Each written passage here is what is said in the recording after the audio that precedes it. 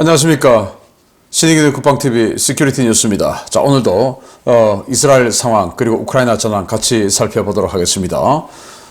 지금 후티로 인해 미국 주도로 거의 걸프전 이후에 최대 다수의 국가가 참가하는 다국적군을 결성해서 지금 후티를 공격하기 위해서 집결하고 있죠. 그런데 저희들의 정보망에 정말 많은 탄약선들이 식별되고 있습니다. 그것도 아주 거대한 대형 탄약선들이 제가 어제 두 척 이렇게 알려드렸는데 추가로 식별된 게 또 더 많습니다.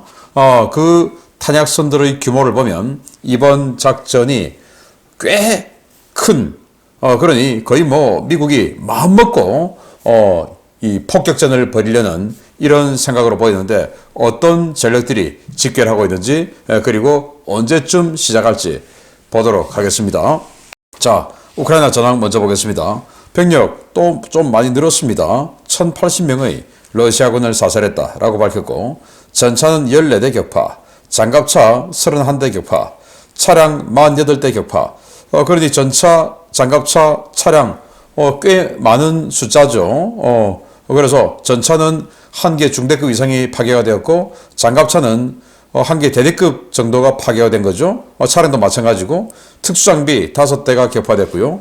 야포는 20문이 격파가 됐고 다란장 로켓 4문 격파, 무인 항공기 26대 격추, 미사일 1발 요격 등의 전과가 있다라고 밝혔는데 전체적으로 전과는 꽤 많습니다. 다만 우크라이나군의 대공세라고 불렸던 그 시절 6, 7, 8, 9월 이때는 러시아군의 야포가 이 정도 피해가 있을 것 같으면 야포가 40문, 50문 이 정도로 파괴됐는데 지금 우크라이나군의 대포병 사격 능력, 즉 포탄, 또 야포, 숫자 이런 것들이 많이 부족하다 보니까 대활약전이 제대로 안 이루어지고 있는 것을 확인할 수가 있고요. 자, 우크라이나 총참모부는 89회의 교전을 했고 어디라고 딱히 밝히진 않았지만 동부와 남부가 어렵다. 이 말은 다 어렵다 그 말이죠. 자, 우크라이나 또 총참모부는 적이 헤르손에서 29회의 공세를 했고 격퇴했다라고 밝혔는데 89회의 교전 중에서 헤르손에서 29회를 러시아군이 밀어붙여서 전투가 벌어졌다라는 건데 헤르손에서 지속적으로 우크라이나군이 강을 건너 남하에서 러시아군을 밀어붙이는 형상을 보여왔었는데 이제 오히려 러시아군이 지금 공격하고 있는 이 상태가 된 겁니다. 이제 이 교두보 유지하기가 완전히 어려워진 거죠. 백악관은 러시아가 아우디우카에서 지면이 굳으면 대공세 가능성이 있다라고 하면서 그러니까 빨리 좀 도와줘야 된다 이런 이야기를 하는 거죠. 그래서 지금 이 아우디우카의 노면 상태가 이렇습니다. 밤이 되면 얼고 낮이 되면 녹아서 이렇게 질퍽질퍽한 그래도 이 도로는 꽤 양호한 상태로 보이는데 질퍽질퍽해서 야지 기동 가면은 도로도 이 모양이면 야지는 완전히 그냥 내려앉아버리는 이런 도로 상태가 되어버리겠죠. 그런데 이게 완전히 얼어서 낮에도 얼어서 이런 식으로 질퍽하지 않은 상태가 되면 러시아군이 대규모 공세를 할 거니까 빨리 도와줘야 된다. 그래서 이렇게 촉구하고 있는 거죠. 그러면서 백악관은 의회는 1월에는 우크라이나 지원 601억 달러 통과시켜줘야 된다. 저렇게 푸틴이 승리하도록 만들어주면 안 되는 거 아니냐라고 촉구하고 있습니다. 그래서 이제 12월 한 열흘 남았는데 12월은 크리스마스쯤에서 연휴도 있고 또 연말쯤에서 연휴도 있고 그래서 미 의회 의원들도 아마 연말 휴가 이런 거 하니까 지금 분위기 어수선해서 안 되는 거죠. 그래서 내년 1월에는 부디 601억 달러 우크라이나 지원 예산 좀 통과 좀 시키자라고 이야기를 하는 거고요. 토니 블링컨 국무장관은 우크라이나는 지난 1년간 불가능을 현실화시켰다. 그래서 정말 다들 우크라이나가 질 거라고 생각했는데 그걸 버텨냈고 러시아군을 또 쫓아냈고 사실 지금 대공세가 실패했다라고 하지만 작년 초에 비하면 이 우크라이나군이 헤르손 북부도 확보했고 이런 여러 가지 사실은 올 1월에 비하면 조금 확보한 건 있죠. 그렇지만은 6월부터 시작된다는 대공세 때부터 시작해서 너무나 지지부진한 모습을 보여줘서 지금 비난을 받고 있는 건데 그래서 어쨌든 1년간 불가능을 현실화해서 러시아를 상당히 약화시키는 성과를 거뒀다. 그러니 너무 비관적으로 보지 말자 라고 이야기를 하고, 우크라이나는 크림반도의 알루시타 우주통신센터를 드론으로 공격해서 일부 파괴를 시켰다고 합니다. 바로 이곳인데, 크림반도 최남쪽에 있죠. 근데 여기에 대해서 러시아는 스톰 섀도우 미사일 2발이 날아왔다 라고 밝혔고, 우크라이나는 웃기지 마라, 무슨 스톰 섀도우냐, 그냥 장거리 저속 드론 날렸다 라고 이야기하는 것이고, 왜냐, 러시아는 그냥 뭐 저속 드론에 맞았다 라고 하면 부끄럽다 이거죠. 그래서 뭔가 그래도 좀 맞았다 해도 폼이 좀 덜 상하는 이런 무기가 스톰 섀도우 정도가 아니겠나 라고 하면서 스톰 섀도우 맞았다 라고 했는데, 우크라이나는 그거 아니고 드론이다 이렇게 밝혔고요. 그리고 우크라이나 사이버 부대가 러시아 전력 회사를 공격했다고 합니다. 해킹 공격에서 러시아 일부 도시가 전력 부분에 마비가 됐다고 하는데, 이런 부분은 우리도 굉장히 좀 잘 살펴보고, 우리 한국도 한전의 전력망이라든지 이런 것들을 북한 해커 부대들이 공격을 해서 다운시켜 버릴 수 있지 않습니까? 사실은 우리 국가 규모나 우리 한국의 이런 어떤 그 전산화 수준에 비해서 한국의 사이버 방어 능력, 그리고 사이버 방어 부대의 규모, 이런 것들은 턱없이 부족하죠. 지지난 대선 때 국군 사이버 사령부가 동원되었다, 선거에 동원됐다, 또 국정원이 선거에 동원됐다, 이런 것 때문에 국정원이든 국군 사이버 사령부든 이제 느리지를 못하는 거예요. 눈치가 보여서. 그래서 그런 여러 가지 정치적 이슈 때문에 정말 느려야 되는데, 우리 한국의 사이버 부대 규모가 너무 적죠. 이런 거 보면 전시가 됐을 때, 또는 전시를 앞두고 있을 때, D-Day, H-Hour를 앞두고 있을 때 어마어마한 사이버 공격이 들어올 텐데, 그거 과연 우리가 막을 수 있는 능력과 규모는 되나, 또 인력은 있는데 그 관리를 제대로 하고 있나 라는 거 한번 돌아볼 필요가 있습니다. 젤렌스키 대통령은 최고라다, 즉 국회의 대통령 대표로 36세 여자를 파격 임명했는데, 50대의 남성이 대통령 대표로 국회에 파견 나가 있었다고 해요. 우리나라 같으면 국회 담당 정무특보 이 정도 되겠죠. 그런데 36살의 딱히 이력도 별로 내세울 게 없는 여성을 임명했다고 합니다. 젤렌스키 대통령은 내년에 드론 100만 대를 생산할 거다, 그래서 전투에 활용할 거다라고 하니까, 야당에서는 야, 지금까지 생산한 거 한 달에 몇만 대씩 생산했다고 하는 거 그거 다 어딨냐, 이렇게 또 반문을 하고 나섰는데, 야당은 이 젤렌스키 대통령과 지금 이 권력자들이 전쟁을 빌미로 해서 뒷돈을 많이 챙기고 있다, 부패하고 있다, 이런 의혹을 계속 제기를 하고 있습니다. 진실은 전쟁 끝나봐야 알겠죠. 젤렌스키 대통령은 40에서 50만 추가 동원, 이거 그 이야기 하니까 다 죽일 거냐, 다 죽이려고 그러냐, 이런 비난이 나오니, 그건 내가 한 게 아니고 군에서 제안한 거야 라고 또 책임을 군적으로 토스를 해버렸어요. 크렘린 대변인은 우크라이나와의 협상에 관심 없다 이렇게 밝혔는데, 사실 이 러시아는 몇 달 전만 하더라도 협상 이야기를 계속 해왔었죠. 그때는 러시아가 불리했었습니다. 포탄도 없고 포도 없고 그랬는데, 북한과 전격적으로 포탄 공급을 협상을 맺으면서 포탄과 포 공급을 받으면서 완전히 화력 역전이 되어버렸죠. 그리고 이스라엘 전쟁으로 인해서 국제사회의 관심, 피로도, 이런 말이 급격하게 늘어나면서 완전히 그냥 우크라이나가 왕따 분위기가 되면서 전세가 역전돼 버렸죠. 그래서 이제 러시아는 오히려 협상 없어, 최초의 이 군사작전의 목표 그대로 달성할 거야. 이 우크라이나의 비나치화, 비무장화, 그리고 정권 교체, 비나토화, 이거 반드시 이루어낼 거야 라고 하는, 이제 완전히 공수교대된 이런 안타까운 모습을 볼 수 있고요. 자, 전선지도 좀 보면, 로보틴의 상황 보면요, 여기가 지금 이 라이바, 그러니 러시아 측 오신트가 그린 지도죠. 자, 로보틴에, 완전히 로보틴에까지 경합지로 분류되어 있고, 여기 베르보브까지 척파로, 뉴욕타임즈는 여기까지 경합지로 분류를 해놨는데, 여기는 완전히 그냥 들어와서 우크라이나가 6월 달부터 지금까지 점령한 지역을 그냥 요 정도만 표시를 해놨습니다. 자, 그리고 이 헤르손 전선, 여기 교두보들 마련했다라고 하는데, 거의 교두보 없는 거나 마찬가지다 라고 라이바는 표현을 해놨고요. 참 안타깝죠. 바흐무트 제일 충격적인데, 여기가 바흐무트 시가지예요.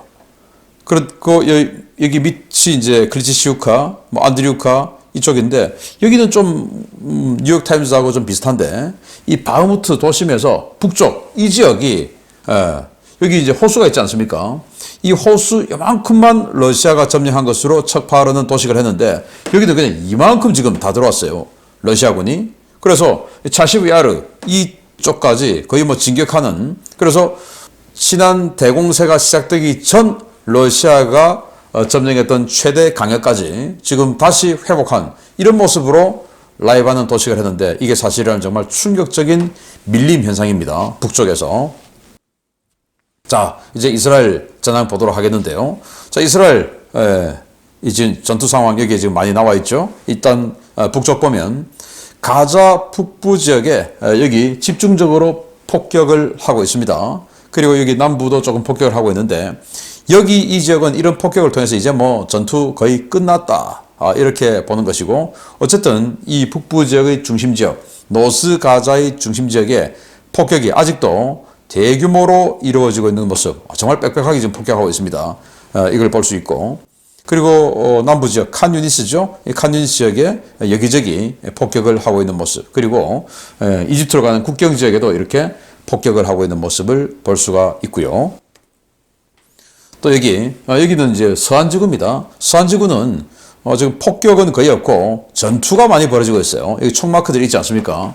웨스트뱅크 지역은 전투가 많이 벌어지고 있는데 이게 후티 반군이 자신들의 병력을 이스라엘에 파병했다라고 어제 후티 최고사령관이, 최고수장이 밝혔는데 아마 좀 이렇게 미륵국해 온 것은 아닌가라고 생각되고, 그런 것들을 소탕하는 이 소탕전이 벌어지고 있고, 이 서안지구에는 폭격을 통해서 이 주변에 피해가 있거나 말거나 이렇게 때려야 할 그런 곳은 아니죠. 그래서 폭격보다는 이렇게 직접 보병이 들어가서 전투를 해서 섬멸하는 이런 작전들을 여러 곳에서 지금 서안에서 하고 있고, 그리고 레바논 접경 지역, 즉 헤즈볼라가 있는 지역은 계속 이렇게 폭격을 통해서 헤즈볼라를 때리고 있는 이런 모습을 보이고 있습니다.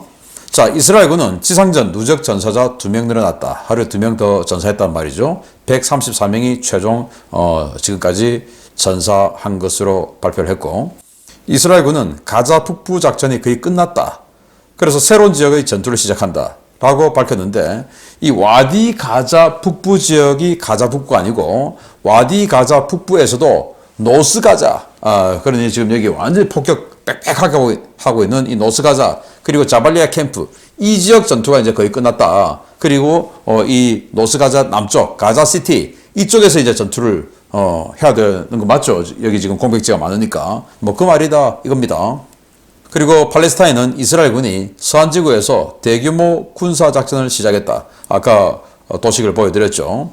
이스라엘군은 알까삼 사령관이 이 모하메드 데이프가 중상을 입고 도주 중이다 라고 밝혔는데, 하마스의 군사 세력이 바로 알까삼 여단 아닙니까?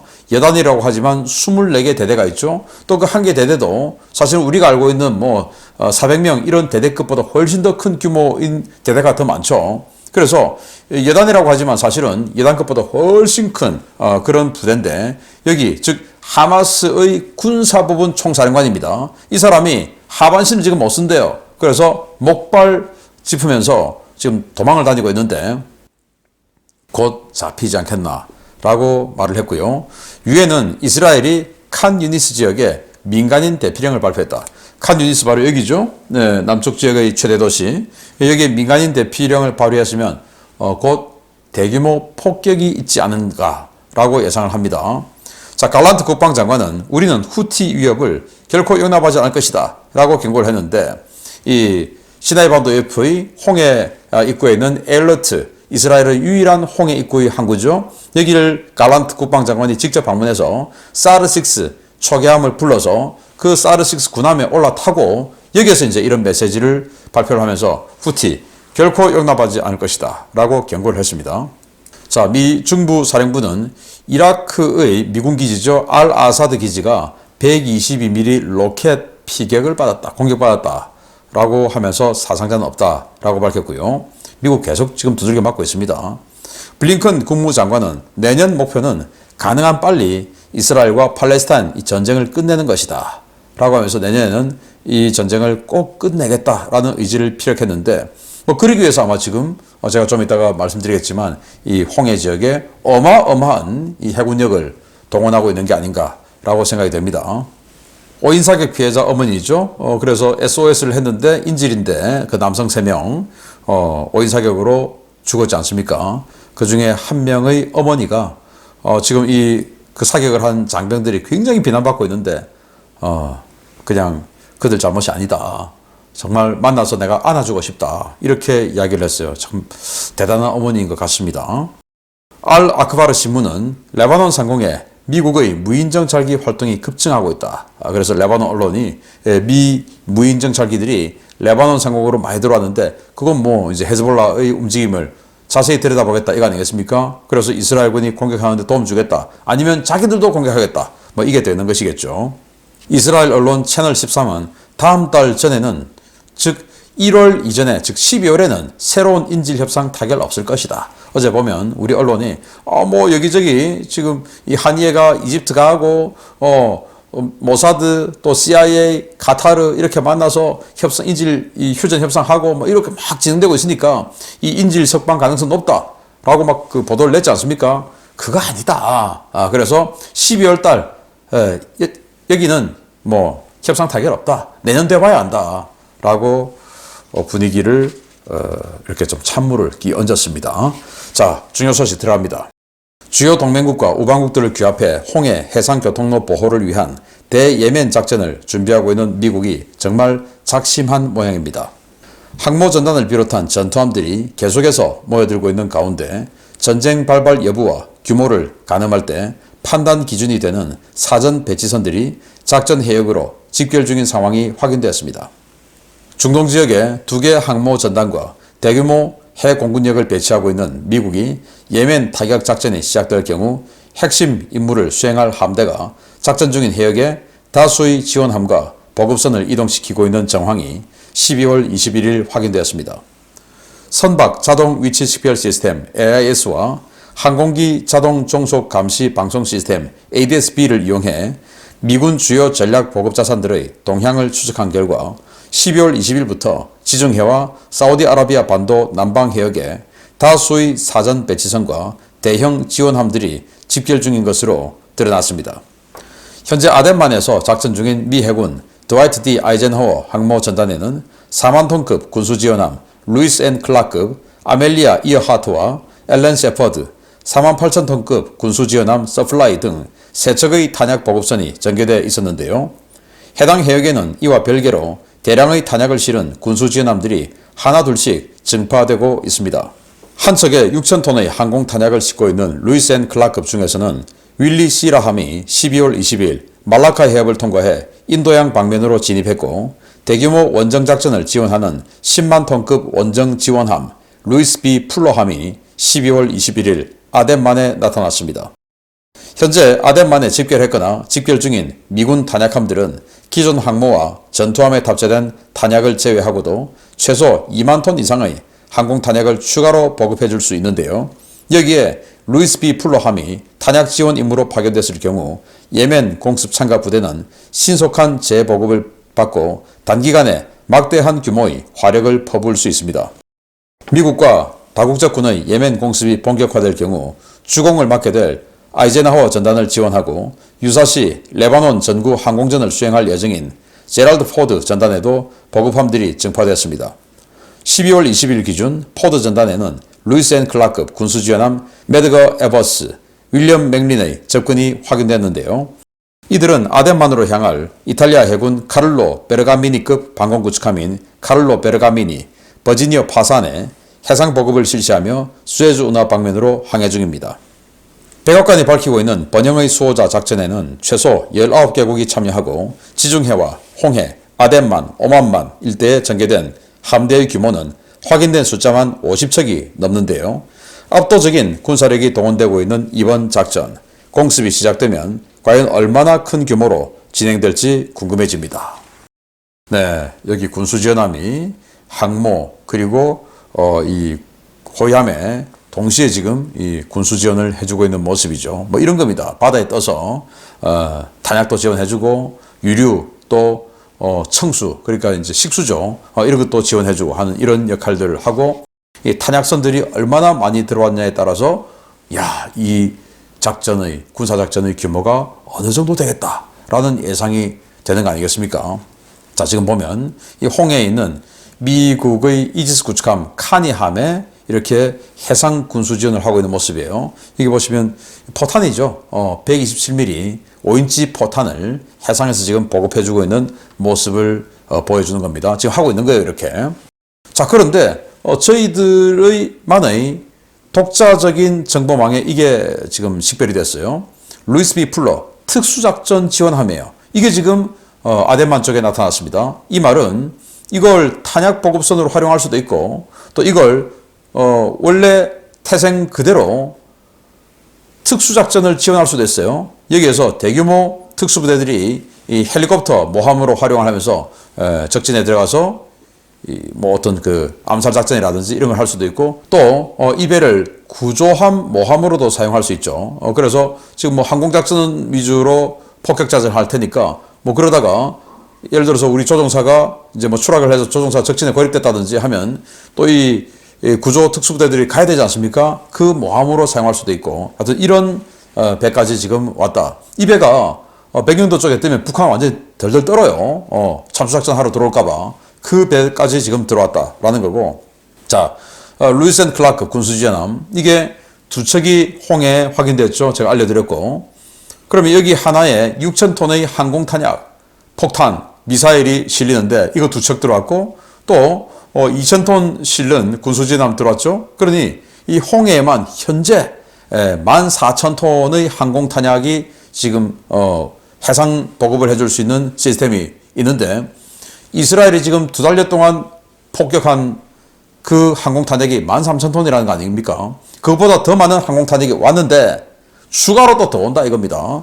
그래서 지금 말라카 해협을 통과하고 있는 배 모습이에요. 이게 6,000톤의 항공탄약을 싣고 있는 4만톤급 루이스 앤 클라급 원래 태평양 우리 동북아시아 지원하는 배인데 지금 인도양으로 해서 홍해 쪽으로 가고 있는 모습이 식별되었고 지중해에도 두 척이 지금 식별되었습니다. 그래서 지중해 여기 두 척이 수에즈 운하를 통과하기 위해서 한 척은 대기하고 있고 한 척은 제라드 포드 항모전단 쪽에 있는 거예요. 그래서 이 한 척이 수에즈 운하 통과를 위해서 대기하고 있는데 수에즈 운하를 통과해서 홍해로 들어올지 뭐 통과해봐야 아는 거니까 아무튼 이런 식으로 이 4만톤급 군수제남 5척이 집결하고 있고 이런 모습을 봤을 때 정말 어마어마한 항공탄약을 여기 쏟아붓지 않을까라는 생각을 하면서 정말 미국이 작심하고 이 바이든 정부 들어와서 작심하고 군사작전을 하는데 어떤 모습을 보여줄지 그동안 우리가 봐왔던 걸프전 할 때의 그 압도적인 무력 또 아프가니스탄 또 이라크를 치고 들어갈 때의 그 압도적인 무력을 이번에도 보여줄 수 있을지 아니면 지지부진해서 야 이거 미국 맞냐? 라는 상황을 보여줄지 잘 보도록 하겠고 잘 되길 바랍니다. 여기가 안정화돼야 우리 한국도 유럽과 무역을 제대로 할 수 있게 되는 거죠. 기대해 보도록 하겠고 계속 알려드리겠습니다. 마치겠습니다. 감사합니다.